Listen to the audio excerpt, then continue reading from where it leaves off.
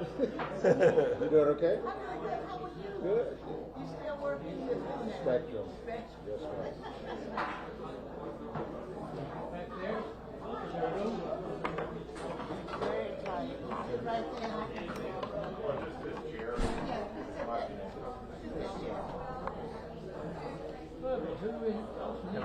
I need to slip through. Okay. Greet somebody.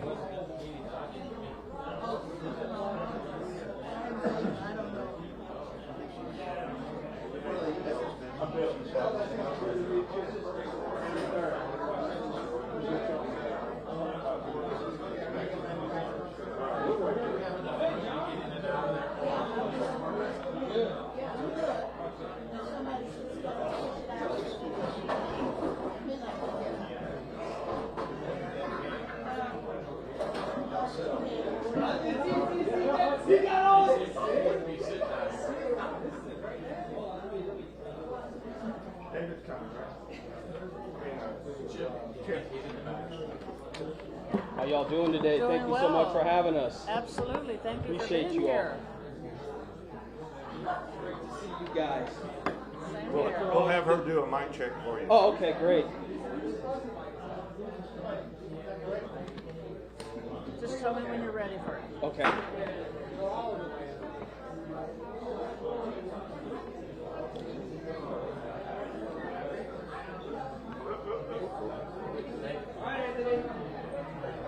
Well,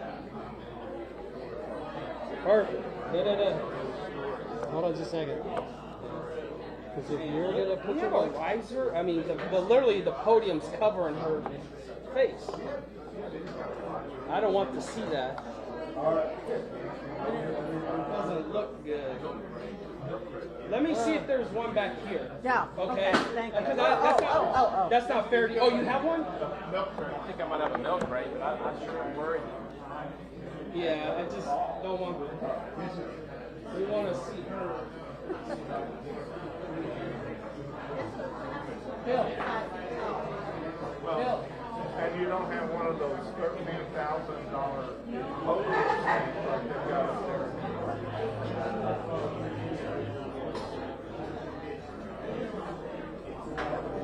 Yeah, you're gonna come.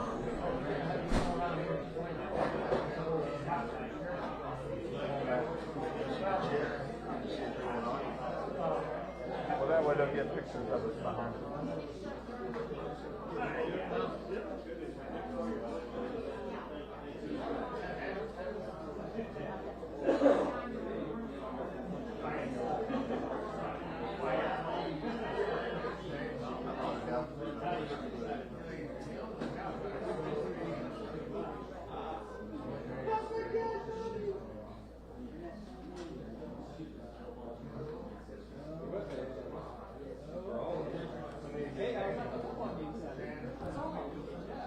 Daniel, the manager.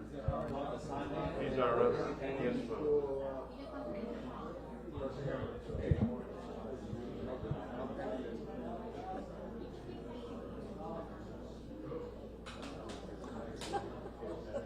We can hold it up.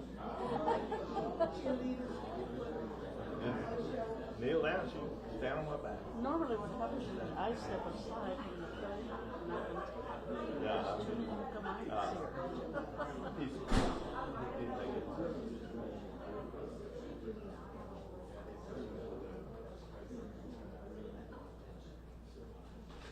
those mats would be perfect for the window.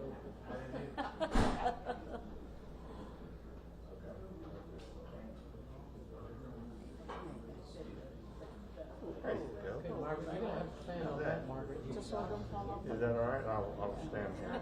We're looking for a case of something that had already broken open. We need Daniel back here. Yeah, he's looking for a box of something. You want? Let me get him real quick. Oh, that's much better. Yeah. Yeah. Thanks. Much better. Thanks. So far. So far, so good. Want to do a mic check? Mic check? Oh, yeah. Keep swallowing. Mic check, 1, 2, 3. Mic check, 1, 2, 3. This is Margaret Gomez. Good? So we just go ahead and start. We go ahead and start?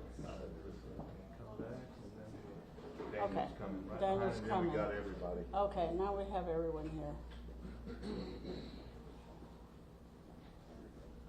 Well, welcome everyone. Thank you for attending.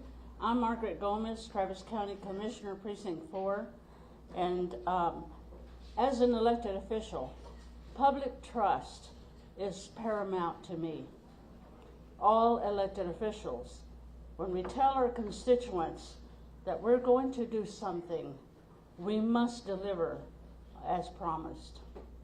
When we fail to do so, citizens in the community have the opportunity to hold us accountable.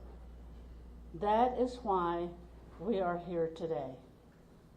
In 2020, the voters approved a broad transit plan that served the entire community. In June of this year, the Austin City Council and the Austin Transit Partnership replaced that voter-approved plan with a different transit plan, but claim that they can spend the voter-approved funds on this replacement plan. We disagree. I'm going to turn it over now to my friend, lead attorney on this case, Bill Elshire.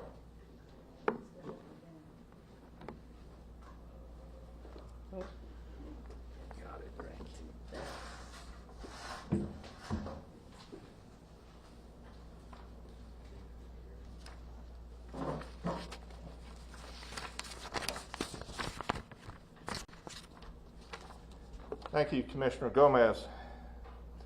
My name is Bill Aylshire.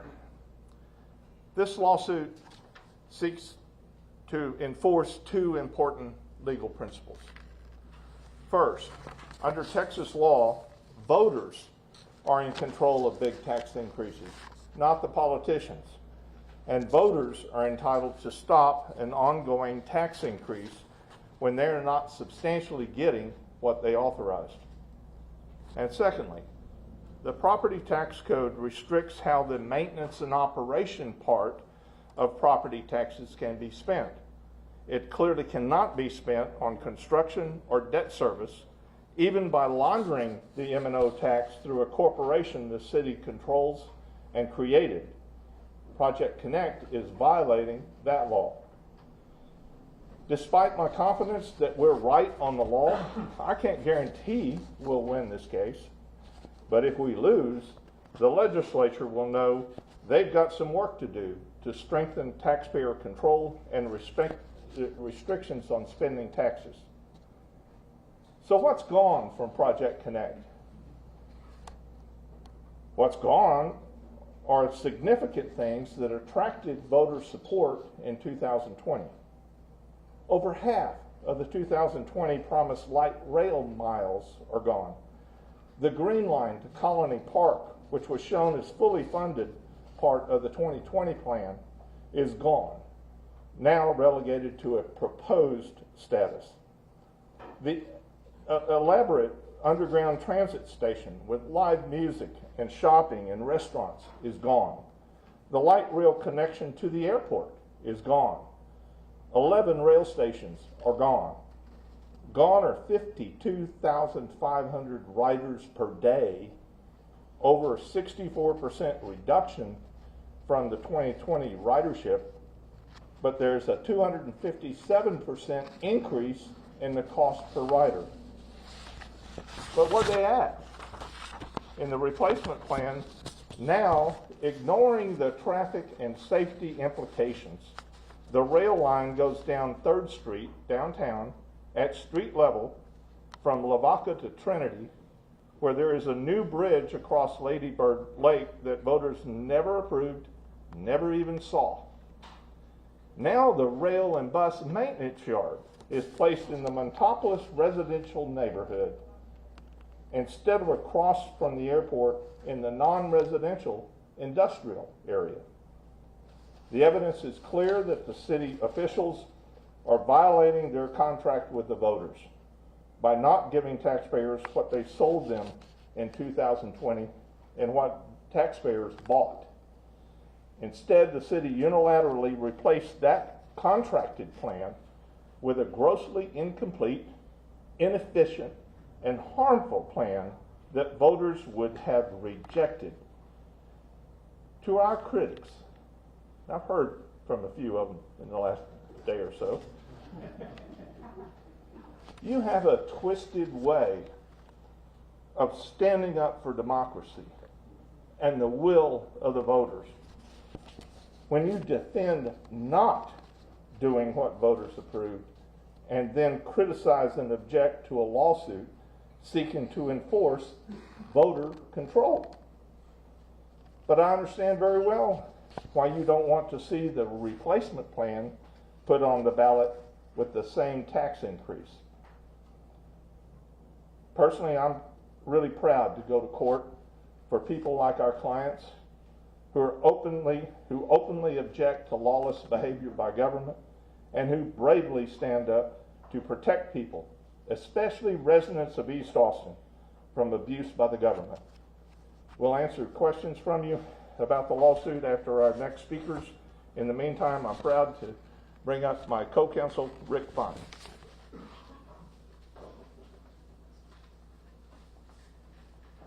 Thank you, Bill. My name is Rick Fine. I've been practicing law in the field of property tax here in Austin since 1979, beginning with the inception of our current property tax laws and our current property tax system. I'm a lifelong Democrat. I voted for the original proposal. I support mass transit, and that's why I've decided to join this legal effort to try to right the course that Project Connect has disconnected from.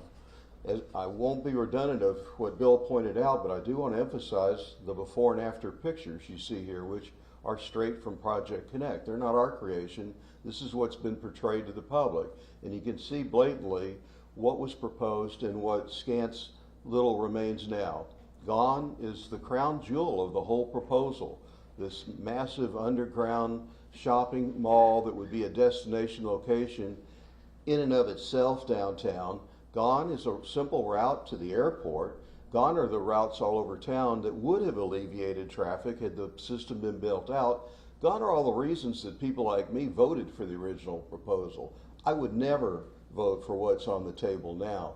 But more importantly than that is the city is legally obligated to go back to the voters with whatever they propose now and seek approval of a bond proposal to fund it. It cannot, as Bill mentions, be funded out of maintenance and operation taxes. Those are for day-to-day expenses, period. They're not to pay off debts. And unless the city's got $11.5 billion sitting around in the treasury, they're not going to be able to pay cash for this system. They're going to have to sell bonds. To sell bonds, it's like a mortgage. If you want to go buy a house in Austin and say today it costs $500,000, unless you can get a personal loan somehow for $500,000, you've got to go get a mortgage. Mortgage companies happy to grant you the $500,000 because they'll have security. If you default or you sell the house and the buyer defaults, they have a remedy of taking the house. That is their security for loaning you the $500,000. The same is true for financing any kind of public improvement like this. We just passed 2 such bond proposals for Travis County yesterday that totaled a little over $500 million for roads, improvements, parks, land acquisition, infrastructure. Sound familiar? It's pretty much the same thing at a fraction, actually, of the amount the city's seeking for this boondoggle up here. So their only remedy, really, is the legal one and the correct one for the people. Our critics yesterday claimed that somehow we're opposed to democracy. Actually, that's exactly what we want. We want to do this by the book. Take the current proposal, whatever it looks like, however much it costs, and take it back to the voters for them to approve a bond proposal. Then there'll be a dedicated tax set up like in an escrow account to pay off those bonds. Whatever lender is then going to choose to buy those bonds knows they've got that security. They know they've got a dedicated tax that can be exclusively used to pay them back over the 20 years or so that it would take to do so. So that's what we're seeking, is to do this legally, to do it practically, and do it by the book, and let the voters have a shot at what's really on the table, and not some grandiose plan that'll never come to pass. And let me now introduce our next speaker, the distinguished former City Councilwoman, Ora Houston.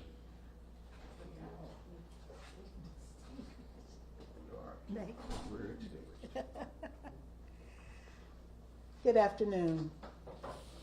In all honesty, I did not support Project Connect because I was concerned that the powers that be and Capital Metro would not deliver what was promised.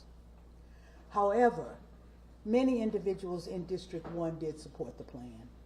They supported it because they were told that the Green Line, East Austin's Green Line, would finally get some attention and they could depend on it. The Green Line is a track used by freight trains, and it's been there for years, and it runs from Manor, close to Colony Park, all the way into downtown Austin. Individuals and families who live in a section of Austin where traditional housing was affordable, that includes apartments and home rentals and ownership, were forced to move to communities east of Austin. However, their jobs are still in Austin. Watch the westbound traffic on 290 coming into Austin from Manor and all the eastern the cities beyond. The replacement plan removes any acknowledgement of an investment in the Green Line. We must not allow the city or Capital Metro to tell folks that they're going to do something and they're going to receive a chunk of our money for a lifetime, then decide several years down the road, oh, never mind, we're not going to do that now. We're going to continue to get the chunk of money from you. That's wrong, and that is not just. Please allow me to introduce Daniel Young, who's the general manager of Dirty Martin's.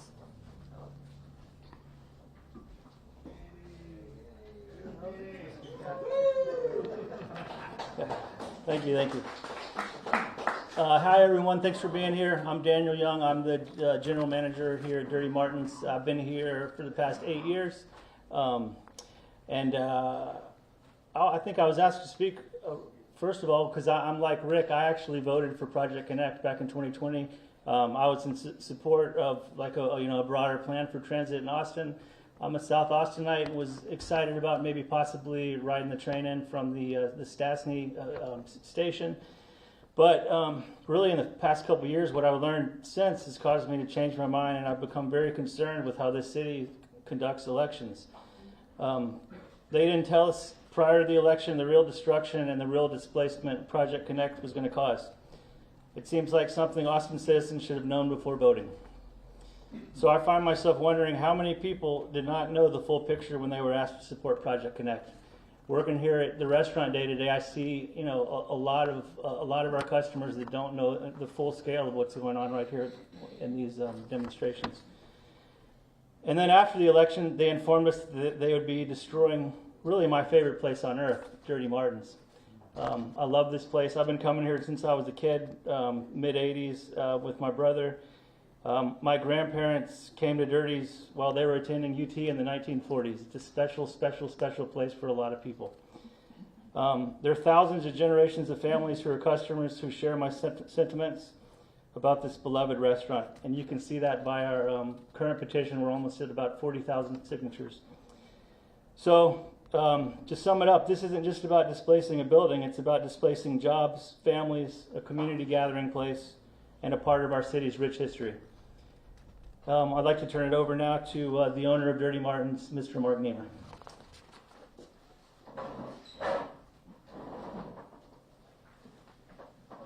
Thank you, and thank you for being here all.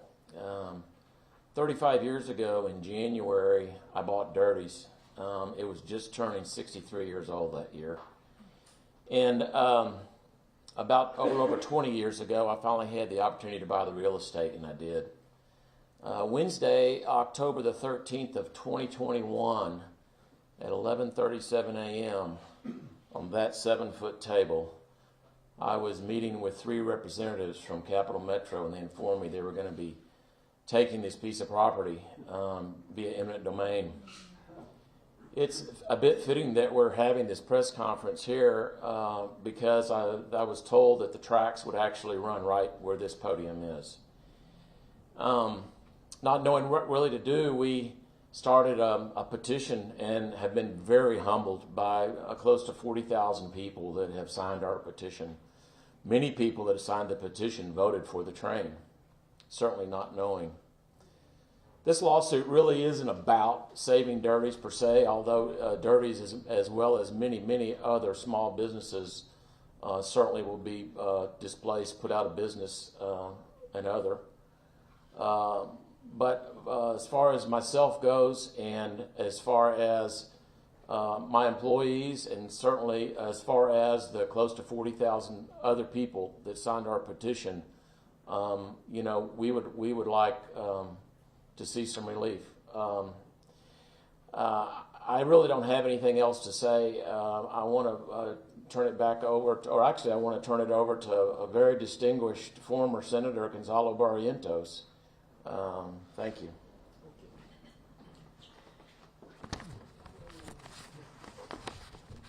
Thank you, Mark. By the way, when I was at the University of Texas, I used to come over here too. I did not vote for the original resolution or vote that took place.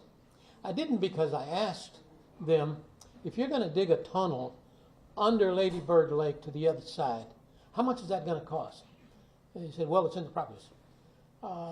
Have you done an environmental impact study?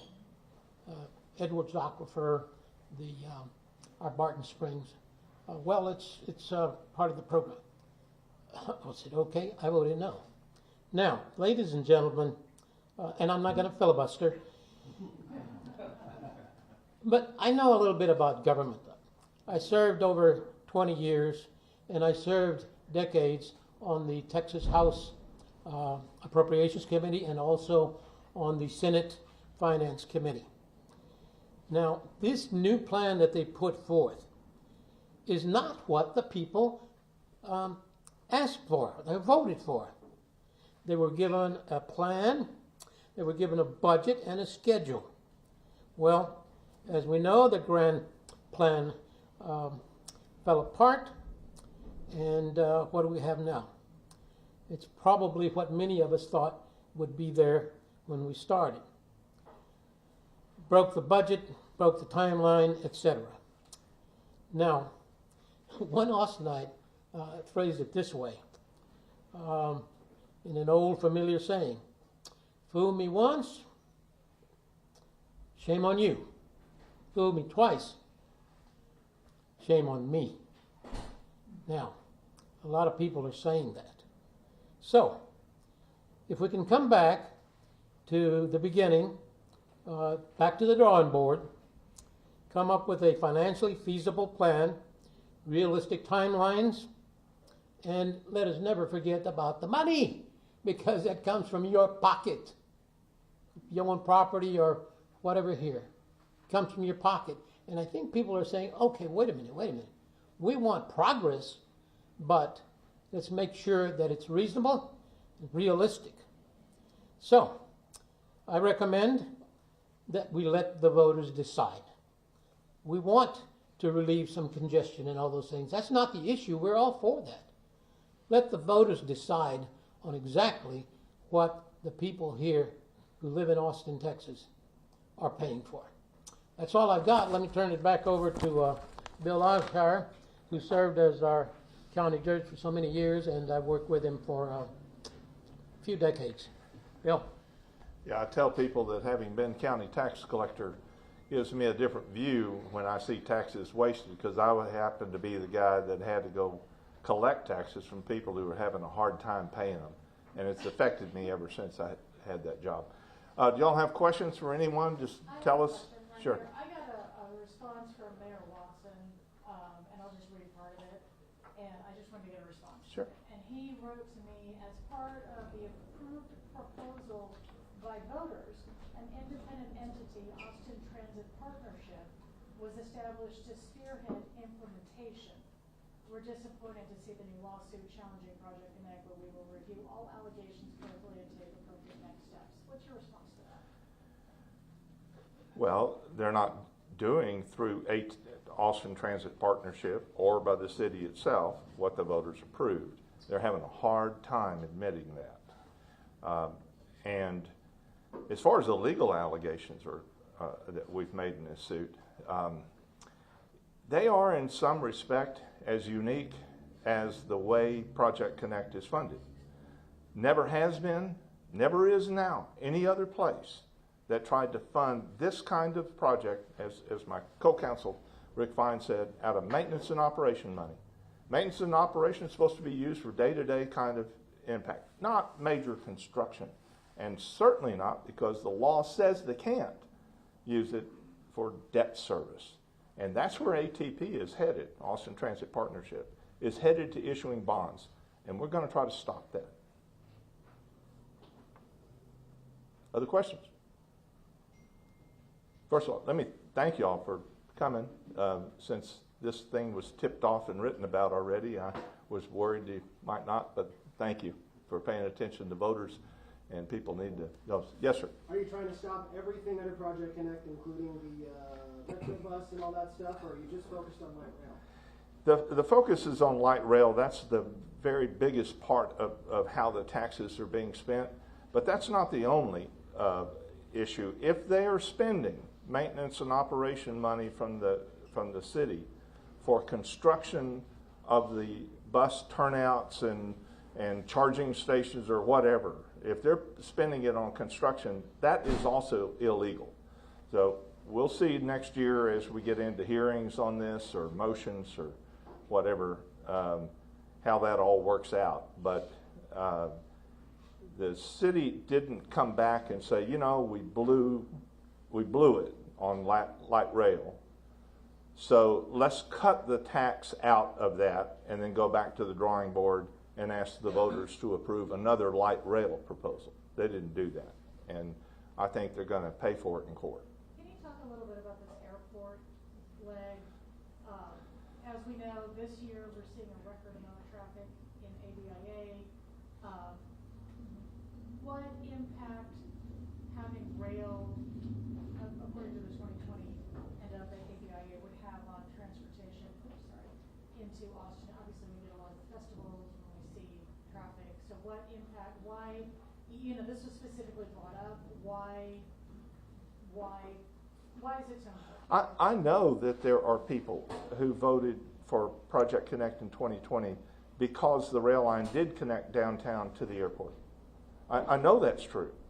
And now if you see this other plan, you see by the green dot where the rail line stops at what they call Yellow Jacket. Doesn't go all the way to the airport. That is a very significant decrease in what voters approved. But the implication of having not done that is that green line, that green dot is in the Montopolis area. That's the maintenance facility. That is now in the Montopolis residential area that a study in 2020 looked at as one potential site. The top two ranked sites that they selected in 2020 before the election that they said were top ranked out of 7 different places around town where they could put them. Nobody's going to want the maintenance facility in their yard. And so what they ended up doing was they had the top 2 ranked places were right across 71 from the airport in an industrial area. And because of the mistake they made of not fulfilling the voters' desire to go to the airport, now they've located in a residential neighborhood. And we're going to specifically try to enjoin any expenditure on designing, right-of-way purchases or whatever. I think that was valued at about $36 million. So what's the big deal about Montopolis? Think about it. What's the big deal about Montopolis? Think about it. Where do some of these maintenance facilities always go? We help the people who get to the airport, I hope, but along the same thing, think about everything that gets to be put on the east side.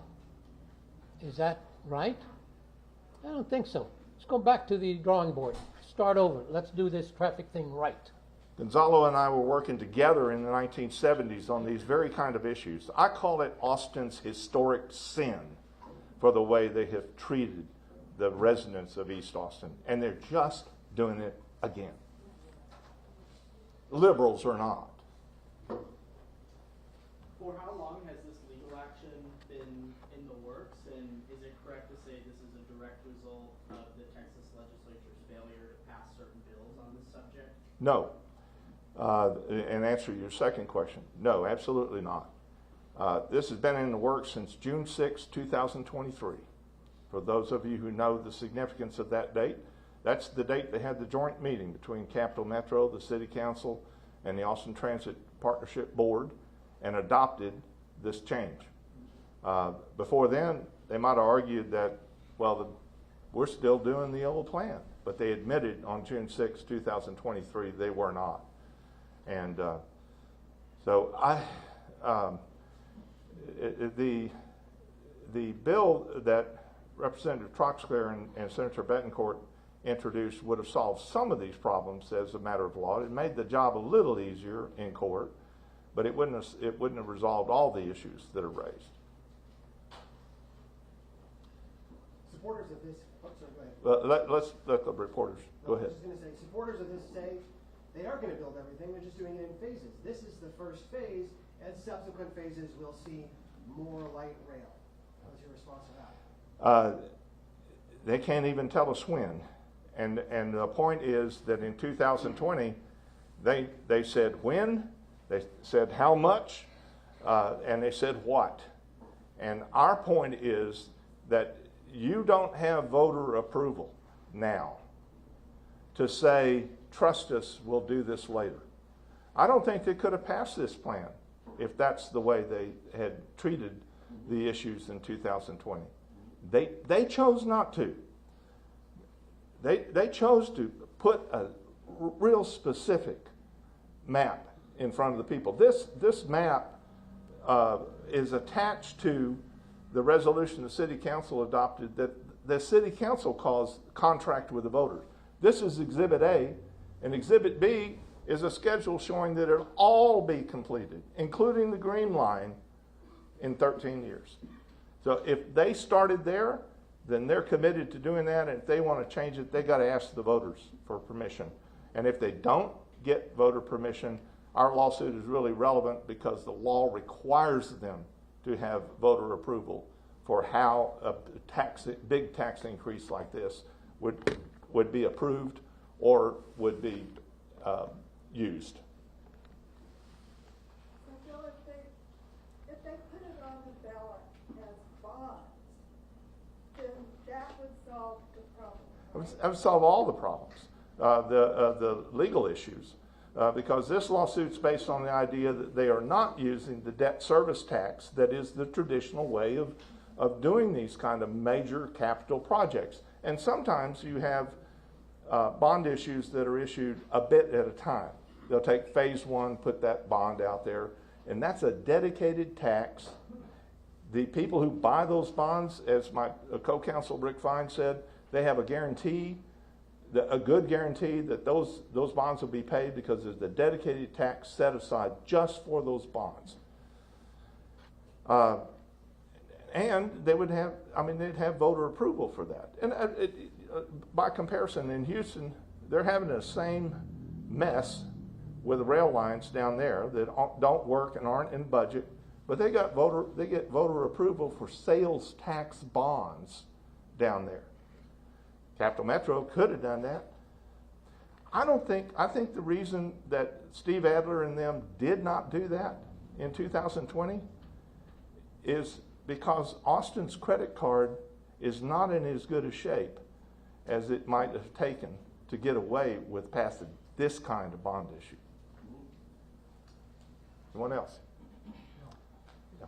Some of those elected officials called it a mess. Oh yeah. The senator reminded me that during his campaign for mayor, Mayor Watson called it a mess. Well, Kirk, you were right then, and it's a bigger mess now. What are your conversations Absent? None? Has Austin just kind of missed the boat on rail? Just kind of transit? You mentioned that earlier. I don't know if that is a decision basically that ought to be, and I think is legally required to be made by the voters. Do they think light rail will work? Some of us don't. We just don't see the ridership being there. Now, there have been some really smart people that have proposed that in Austin we do something like what I put in the lawsuit petition, like San Antonio is doing. What they have they have dedicated lanes for rapid bus transfer. It's a fraction of the cost of what it would be to put a rail line there for just as much ridership. But the strategy is to see if they can establish the ridership using buses, a whole lot less disruptive, a whole lot cheaper, and if they get the ridership level up using buses, then they can convert later to trains, knowing that they've got it. They still have the problem with, going downtown on 3rd Street with a rail line is nuts. Bill, are you opposed to light rail in principle for the city of Austin? I don't know that I would say I'm opposed to light rail in principle. I have to say, I personally am highly affected by things like cost and efficiency. And again, it comes back from my days as tax collector. I just can't stand to see people get taxed and not get the bargain. I am for light rail, done right, and the extensions looked at, and the people's pockets. I'm the one who, during my 30 years in the House and Senate, proposed a rapid system to San Antonio from Austin. Look into that background. It was not done. It would have been great now. Sorry if you've already answered this. I came in just a little bit late, but how does this impact not only, I think we're seeing all over Austin, it's a growing city, we're seeing a lot of new things, but are we losing some of the past that we've seen here? And will this line maybe, cause that to happen, not only here, but to other businesses? Yes, it will. And they knew that. And when the council ended up passing their contract with the voters, they included an allocation of $300 million for what they call anti-displacement money. You would think it would be helping the small businesses and the other and homeowners and renters whose property would get bulldozed for a rail line. Now, let me just, in light of what we're just talking about is the alternative with buses. Buses don't cause that kind of disruption. They just need a turnoff and a charging station. They don't have to, and they can go up and down hills, by the way. They can get on the other side of the red line, which the orange line, they never told you, but the orange line couldn't do what was in this plan because they can't have an at-grade crossing with two of those railroads. So now what we find, and I've been doing a lot of research on this over the last several months, is the anti-displacement money is being used for government housing purchases. The city spent $21 million buying up real estate, apartment complexes and so forth, that the city's going to be the landlord for. Now, the voters have approved affordable housing bonds. Use them. But they're using Project Connect money because it's a pot of gold, an endless pot of gold, to use for things that don't really have anything to do with Project Connect. The real estate they're buying is not threatened by any alignment of the rail. Thanks. Yeah. I had one more question. Okay. We talked a lot about the changes here. Officials, when you ask them about these changes, they say, well, there were inflationary pressures post-2020 because of the pandemic. I'm wondering what your reaction is to that kind of rationale. Only a fool would plan a big capital project like this and not write in about a 35 or 40% contingency. That's what professionally they say the engineers should have done.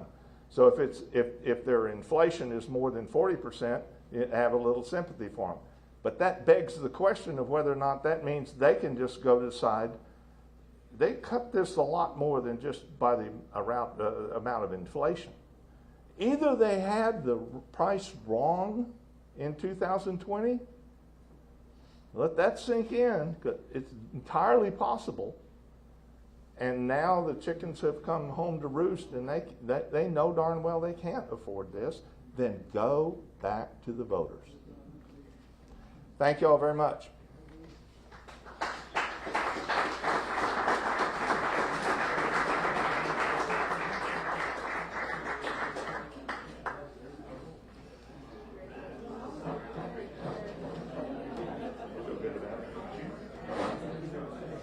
Proud to be here, sir.